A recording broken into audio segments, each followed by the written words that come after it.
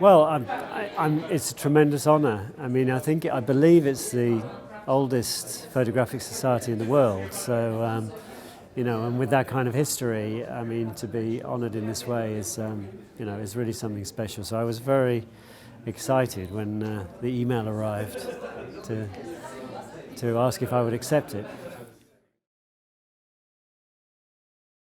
Well, it's something I fell into almost by accident. I didn't train as a photographer, but it's kind of defined my life, I think, and it's given me an extraordinary life, really. I mean, photography is a passport into other people's lives. It's a passport to be nosy.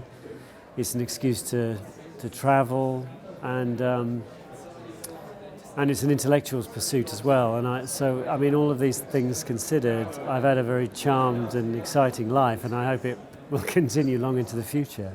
So really, it's something that I hold very dear. I'm very passionate about photography. I'm very passionate about photography books in particular.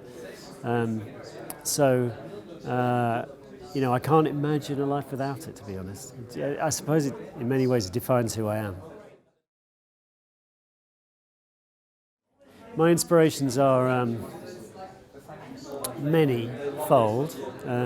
As I say, I'm a big collector of photo books, so I chop and change all the time. I tend to collect or be interested in work which is quite different from my own, strangely. I don't tend to look too much at people whose work is that reminiscent of mine anymore.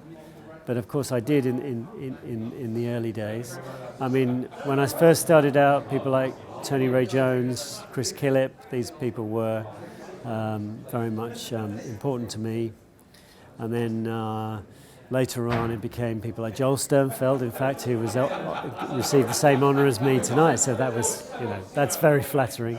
Joel Sternfeld with his book American Prospects was really, really important for me. Stephen Shaw's work in America, Thomas Struth and Thomas Ruff in Germany. I mean, really, really important names in that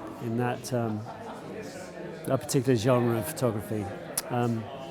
So I can't honestly say that there's one figure which has inspired me beyond all others, but I think that's what keeps it exciting for me, because I think something that I'll find particularly inspirational will be somebody that I'll discover next week. So, and I'm always sort of looking, I'm always borrowing, I'm always, trying to concoct new ways of working for myself. So, and we're all borrowing from each other all the time. Nobody's doing anything original completely. So, it's just important to keep abreast of what's going on and what went on before.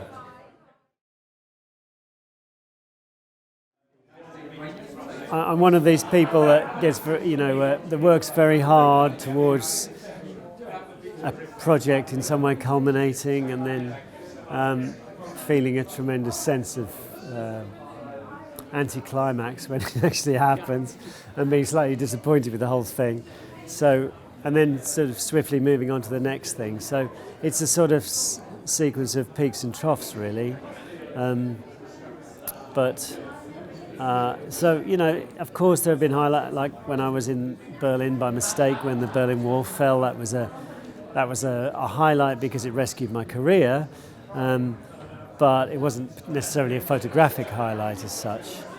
I think really all those things that I've done have kind of merged into one as one enormous great wave of wonderful things that have happened to me, really. So I can't pinpoint, I'm sorry, but I can't pinpoint one moment. Tricky question.